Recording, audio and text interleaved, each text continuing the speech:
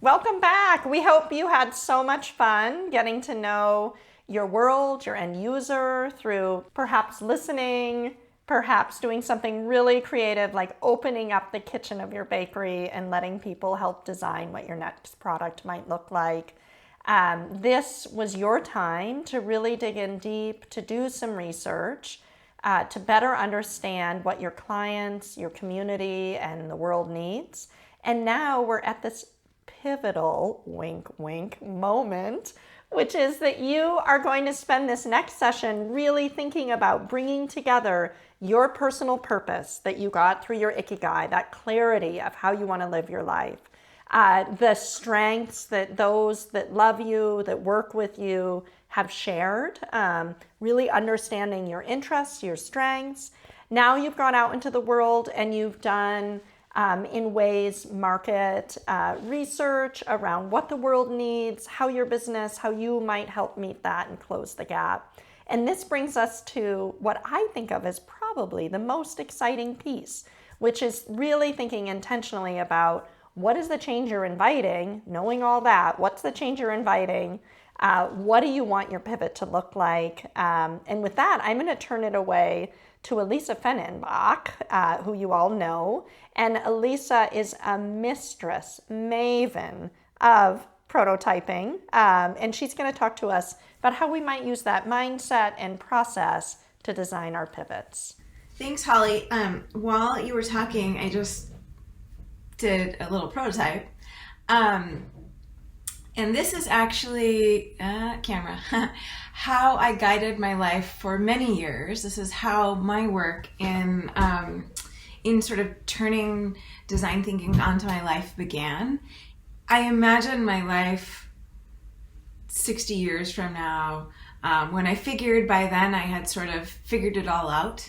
You know, I was not worried about money, not worried about what I was going to do, not and in that space, what was I doing and how was I spending my time? And so from that became my North Star. And then I sort of worked backwards, like what were the little pivots, the little prototypes I could start building to help me get to that point. And so that far off like place that I imagined became for me my North Star. And this was before I had learned about Ikigai. And so this kind of Venn diagram was my guiding light, and in ways still is for thinking about the kinds of work I take on, or like where I'm headed.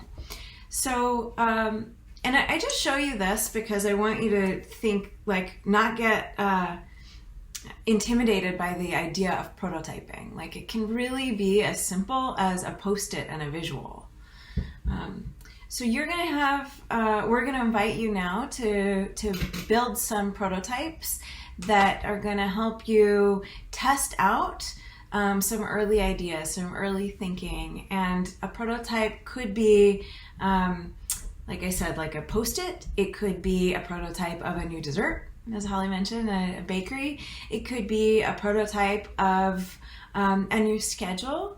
When I first really started I was feeling frustrated in my job, and somebody suggested to me that I think about where I get energized and where I get deflated every day. And so after every meeting, I would put a plus or a minus on my calendar. And I just started tracking for a little while. And with that, I started noticing patterns of like the things I like to do and the things I didn't like to do. And that led to, for me, using time and calendars as a big way in which I prototyped my life. How can I adjust my calendar so that I'm, doing all the meetings I hate in one afternoon and I get them over with? How do I adjust my calendar so that when I can have more of the plus moments? And what were those? Was it around a content area? Or was it about the certain people? Or was I working in a certain place? And so that became like the tiniest first little prototype for my life, for how I started to shift. In fact, just yesterday, was talking to a collaborator about a project, a business that we're really excited about, and it's very nascent. And we got into a Google Doc together, and I typed the subject heading in the Google Doc, and both of us just looked at each other and had shivers, like, ooh, that's exciting. And so I in that moment, the Google Doc, the title became a prototype. Like, is this the thing we're excited about? Yeah, let's try that on. And now, this business we're thinking about, we're starting with an article. Like, will that generate interest? And that's another way to sort of test the market, if you will. So when you think about what are simple ways to try things out, both for yourself, but also for the end user, to gain early traction, to help you know whether or not you've actually landed on something that people care about. And so you are going to have a bunch of readings and videos that are going to help you look at other kinds of prototypes. I'm going to drop in a few other examples in the Mighty Network of prototypes I've built. Holly has a few that she, really great ones to share that are super relevant to this. And the last thing I want to say about prototypes are to think about them as little experiments.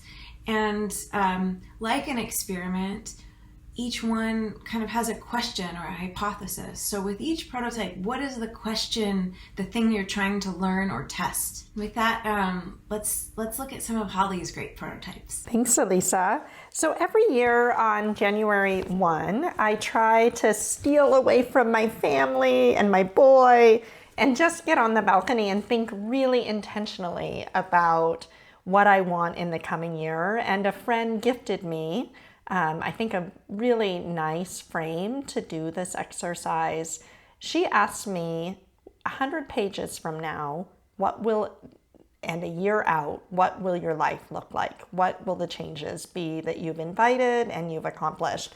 And so I do journaling every year in that space. And this is my prototype for 2021, the things that I was designing to have in my life, knowing that they're all interconnected, and that as I make change to accomplish one thing, it's going to pull on another thing.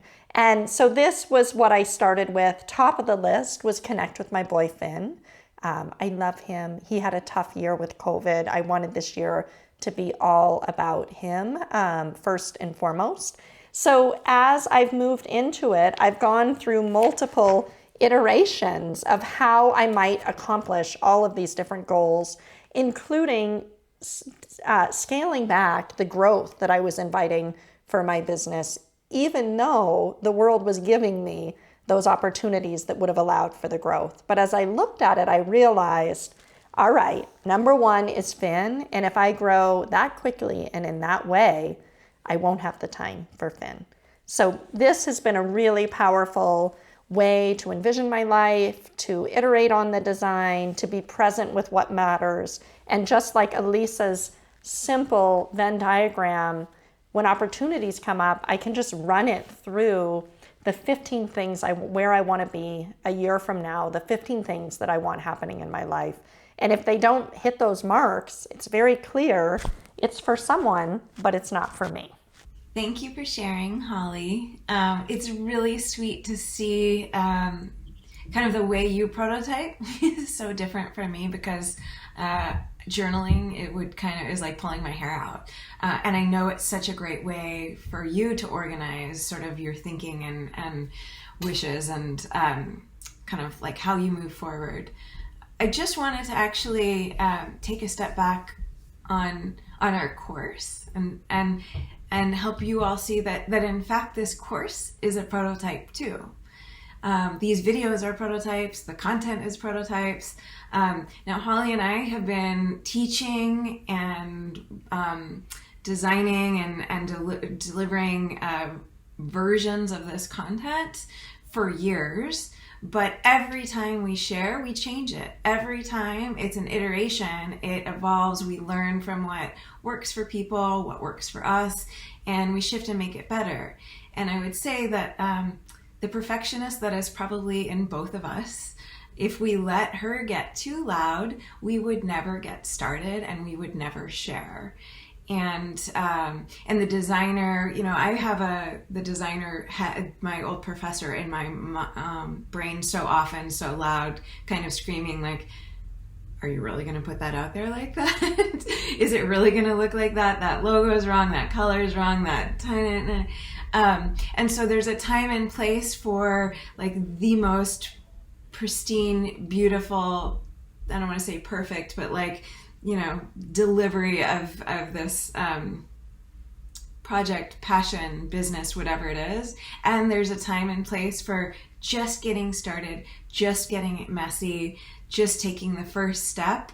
And we really invite you into the like the first step, the first post-it, the first walk, the first change in your meeting, whatever those are the little steps that help us get to the big steps. And I guess I love prototyping. I have a lot to say about this. My last piece of advice here is to think about this. I think about this as like the Goldilocks effect. So what is the tiniest little thing I can do to get started today, right now? What is the medium-sized thing that might take a little bit of planning with my family or with my schedule or whatever? Maybe it's a few dollars. And then what is the big? Like, what is the dream? What is the ultimate? I want to go get that grant, go get that pitch, whatever it is. And know that there's a time and place for all. If you only focus on the big, you're likely to never get started. So just remember the Goldilocks effect. And with that, we invite you to try a few things on and share them on Mighty.